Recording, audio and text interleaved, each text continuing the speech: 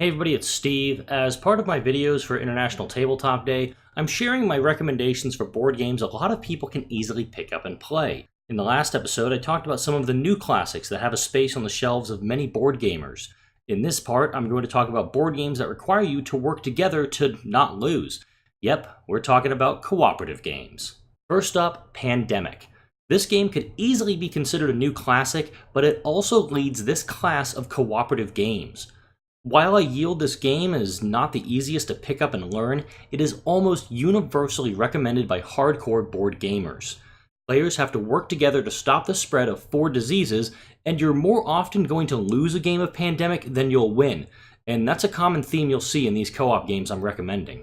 While the main game was released in 2007, several expansions and standalones have been released, including Reign of Cthulhu, a dice-based version called Pandemic: The Cure, and Contagion, where you play as the disease. Pandemic Legacy Season 1 was nominated for the 2016 Kennerspiel des Jahres and was honored as Tabletop Game of the Year at South by Southwest 2016. When I worked on my initial story in 2017, all the game shops I talked with recommended Castle Panic as a cooperative game.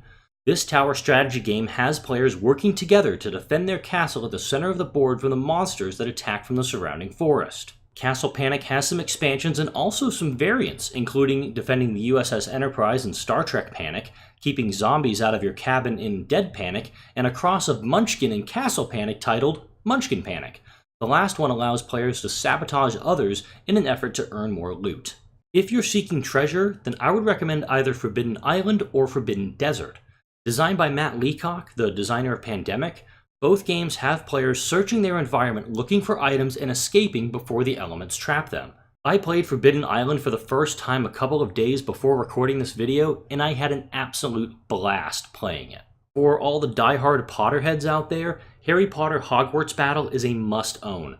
Play as Harry, Hermione, Ron, and Neville, and build decks to fight your way through all 7 years of monsters, villains, and evil teachers. Umbridge, I'm looking at you. Each year introduces new allies and spells, and the difficulty ramps up through the years. When I first played this game with my friends, we sat down at a game shop at 6 p.m. on a Friday, and we stayed until they closed at midnight. There's also an expansion that adds Luna Lovegood to the set of available heroes. A lot of us want to put ourselves into the franchises we enjoy, and like Harry Potter Hogwarts Battle, Legendary allows players to build their dream teams in several universes to do just that. There are several versions of the Legendary deck-building game, including Marvel, Firefly, Buffy, and Alien. Build your team of heroes, or villains, and defeat the enemies to win. If you're looking for some science fiction co-op, consider Star Trek 5-Year Mission. Up to 7 people can play with either the original series or Next Generation cast and complete objectives dealt on cards.